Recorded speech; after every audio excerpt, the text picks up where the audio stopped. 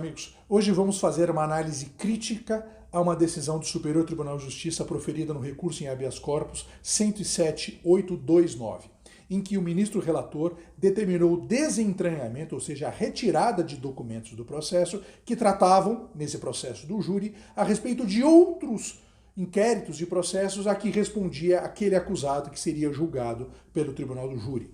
Entendeu o ministro relator que os jurados poderiam ficar influenciados pelo fato de terem conhecimento que aquele acusado já tinha respondido a outros inquéritos e a outros processos. E, em razão disso, determinou-se a retirada desses documentos para impedir que a acusação utilizasse aquelas outras acusações, aquelas outras investigações como argumento de autoridade.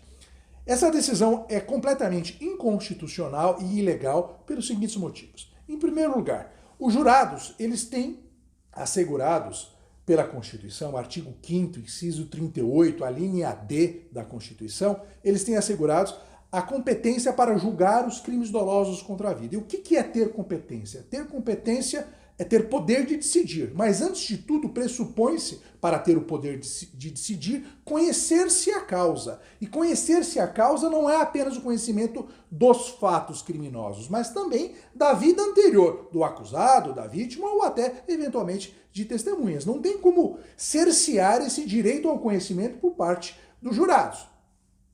Segunda questão, muito relevante. O artigo 231 e o artigo 479 do Código de Processo Penal permitem às partes a juntada de documentos a qualquer momento do processo, respeitando o prazo mínimo de 3 dias úteis antes do plenário.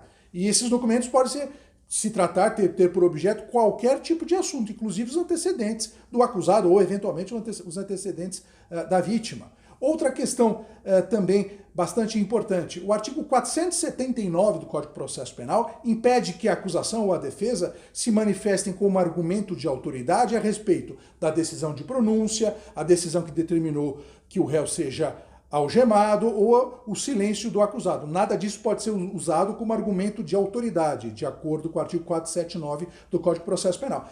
Esse dispositivo legal, em nenhum momento, ele proíbe que a acusação, seja o Ministério Público, seja o assistente da acusação, que nada mais é que um defensor contratado pela família da vítima para secundar a acusação do Ministério Público, façam uso dos antecedentes do acusado.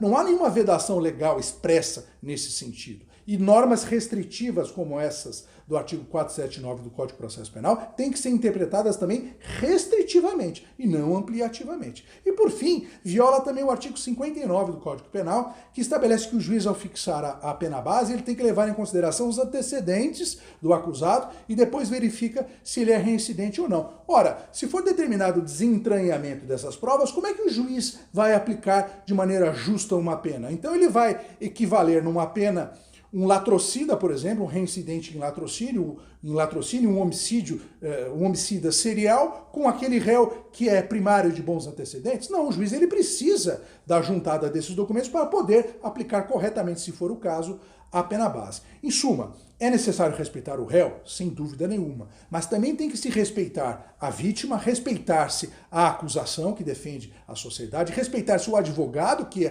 atua como assistente da acusação e, sobretudo, respeitar-se a sociedade que clama por uma maior segurança pública.